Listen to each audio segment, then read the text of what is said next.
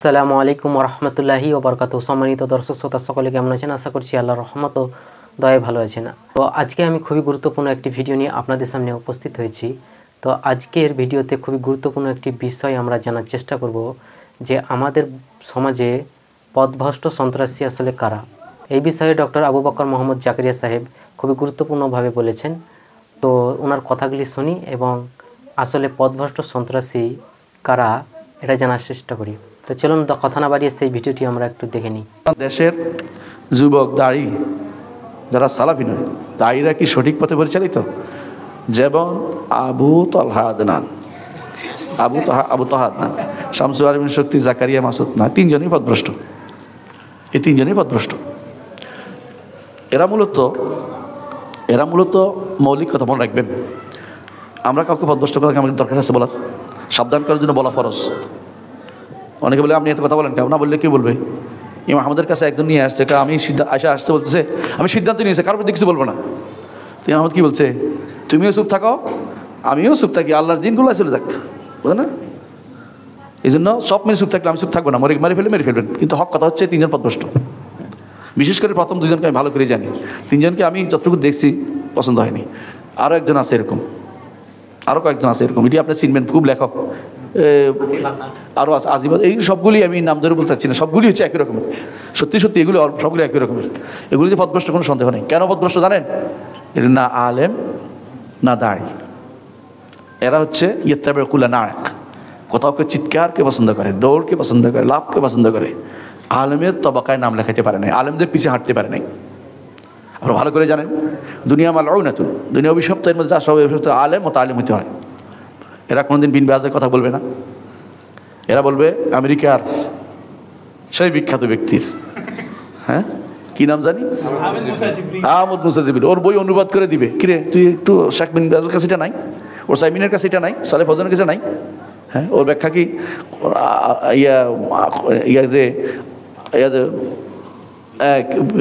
ইমান যে নষ্ট হয় এটা কি আর কেউ বলে নাই? ইমান যে নষ্ট হয় এটা কি আর কেউ বলে নাই? ইমান যে নষ্ট হয় এটা কি আর কেউ বলে নাই? তো ও বই পড়তে হবে কেন? আর ওটা কেন? এটা দিয়ে আগে ঢুকায়, পরে এরপরে খারাপ জিনিসটা ঢুকায় যুবকদের মাথার ভিতরে। সবগুলি হচ্ছে সন্ত্রাসী বলা হয়। এগুলি সবগুলি ভিতরে সন্ত্রাস লালন করে, কিন্তু কাজও করবে না। জেহাদ করে যুবকদের মাথা খারাপ করবে। এখন কিন্তু কেউ জেহাদ যায় না, এগুলো দিয়ে তারা চলে। কি করছে শামসুল আরেফিন শুনবেন? তার বই একটা লিখছে, বইয়ের মধ্যে বলতেছে, বইয়ের নাম তো মনে আসতেছে না এই মুহূর্তে, বলতেছি বই একটা বলছে ইয়াতে গেছিল, ওই হজে ওমরা গেছিল, বুঝছেন নি? নামটা এই মুহূর্তে কি জানি দিয়ে লাগে ভুলে গেছি।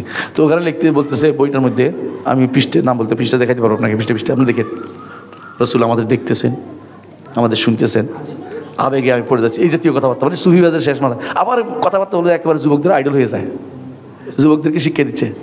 আমি আশ্চর্য হয়েছি, একটা বিশাল সময় তারা বিভিন্ন জায়গাতে অপকর্ম এখনো করতেছে। যুবকরা যে কোনদিন মানুষ হবে আল্লাহ জানে। এই বক্তব্যটা পড়ে দেখুক, ফরানবন্দি বইয়ের নাম, বইয়ের নাম ফরানবন্দি। এইটার মধ্যে জায়গায় জায়গায় কুফুরি কালাম আছে। হ্যাঁ, আবার দোষ দিচ্ছে সালাক, বলছে আমার আবার কেউ কিছু বলে ফেলবে, তো না বলে কি বলবো? তুই অপকর্ম করবি আর কিছু বলবো না? অপকর্ম করবি কে? যুবকদের নষ্ট করতে যেটা দিয়া বলতেছে আমার দাঁড়াইতে দিল না, পুলিশে দাঁড়াই দিল, তুই দাঁড়াই থাকুক, সব মানুষ দাঁড়াই থাকুক, আর আমরা সব পিছন দিয়ে দাঁড়িয়ে থাকি। সালাম দেওয়ার জায়গা কোনটুক জায়গা, কিন্তু দাঁড়াই সালাম না দিবি, কিন্তু দাঁড়াইতে কি করছো? রসুলের কাছে মনের কথা বলার জায়গা যাইতেছে? রসুল কি অন্তর্জামী নাকি? যাইতেছে রসুলের কাছে মনের কথা বলা? ইসলামে জায়েজ নেই। রসুল দুনিয়া থেকে চলে যাওয়ার পরে তিনি তোমার কিছু শোনেন না, সালাম শোনেন, সালামের কথা জবাব দেন, হাদিসে আছে। এর বাইরে আর কিছু রসুল্লাহ সাল্লাল্লাহু আলাইহি ওয়াসাল্লামের কাছে যায় না। কথা বুঝছো? কিন্তু মনে করে যে রসুল আমি ওখানে গেলে কিছু বললে আমারে দেখতেছে, এবারে আমার খুব ভালোবাসতেছে, হ্যাঁ আমার আদর করে দোয়া করে দিয়েছে, এগুলো সবগুলো হলো এখনো পর্যন্ত ইমান তার পূর্ণ হয়নি, বিভ্রান্তিমূলক কথাবার্তা বলছে। এবং কখনো ইমান চলেও যাবে যদি মনে করে বলে রসুল আমার জন্য সুপারিশ করেন, তাহলে কাফেরে যাব। সুপারিশ কার কাছে দিব? আল্লাহর কাছে। বুঝে আসছে? সুপারিশ রসুল করবেন আল্লাহ যখন অনুমতি দিবে তখন। রসুলের কাছে সুপারিশ জায়েজ নেই। রসুল সুপারিশ করবেন, কিন্তু চাইতে হবে কার কাছে? আল্লাহর কাছে। বুঝছেন কিনা? এটা বুঝেন কিনা? ফেরেশতারা সুপারিশ করবে না, কিন্তু আপনি কি ফেরেশতার কাছে সুপারিশ চাইতে পারবেন?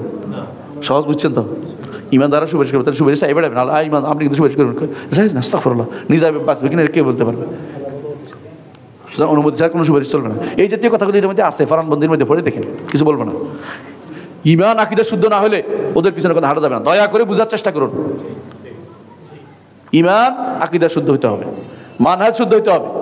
আবার নিজেদেরকে মানহাজিও বলে, নিজে বেদাতি আর কেউ মানহাজি, এগুলো বেদাতি। হ্যাঁ, চিটাঙে একটা আছে লাভ দুইটা কাজে, হ্যাঁ, গজওয়াতিল কায়েম হয়ে গেছে, গজওয়াতিল কায়েম হয়ে গেছে, গজওয়াতিল কায়েম হয়ে যায়। এমনি গজওয়াতিল কায়েম হয় না, মানে যুদ্ধ হয়েছে পুলিশের লোকে, গজওয়াতিল কায়েম হয়ে গেছে। আর আমার নাম দিয়েছে আমি নাকি ইউরোপ সৌদি আরবে টাকা পাইছি, এই জন্য সৌদি আরবে টাকা পাইছি এই জন্য আমাদের আলী হাসান ওসামার বিরুদ্ধে কইছে, কারণ তিনি সৌদি আরবে টাকা পাইছে। আলী হাসান ওসামা একদিন গণতন্ত্রের বিরুদ্ধে কইছে, গণতন্ত্র কিন্তু হালাল গেছে, জায়েজ মতো জায়গা মতো গেছে গা, বুঝছেন তো? নির্বাচন করলে গণতন্ত্র যাবে না তো। হ্যাঁ, দাড়িদের কাজ নয় এগুলিতে জড়ানো, একটাও কাজ নয়, মনে রাখবেন। দাড়িরা ভুল করছে, সালাফি নামদারি দাড়িরাও ভুল করে। দাড়িদেরকে দাওয়াত দেয়া আল্লাহর পথে, আল্লাহর দিকে দাওয়াত দেয়া, গণতন্ত্র দিকে নয়। রাষ্ট্র যদি প্রতিষ্ঠা না হয় কিছু করার নেই, আমার দায়িত্ব কর্তব্যটা পালন করি। রাষ্ট্রের জন্য কুফরি করতে পারি না, আমি রাষ্ট্র প্রতিষ্ঠানে কুফরি করবো? আমার দায়িত্ব না। আমি মানুষকে দাওয়াত দিব, কুফরিটা কুফরিটা কুফরি, মানুষকে ইমান আমল শিক্ষা দিব। এদেশের মানুষ যদি ইমান আর কুফরি শিখতো তাহলে গণতন্ত্র বহুত আগে দেশে চলে যেত। আপনি গণতন্ত্র নিয়েই যাচ্ছেন। হ্যাঁ, যে বিছনার উপর বসে আছেন, বিছনাটা ফালাই দিলে আপনি নিচে পড়ে যাবেন। দর্শক শ্রোতা, ভিডিওটি শেয়ার করে অন্য মানুষকে দেখার সুযোগ করে দেবেন। তো আবারও দেখা হচ্ছে পরের ভিডিওতে। সকলে ভালো থাকবেন, সুস্থ থাকবেন। আসসালামু আলাইকুম রহমতুল্লাহ।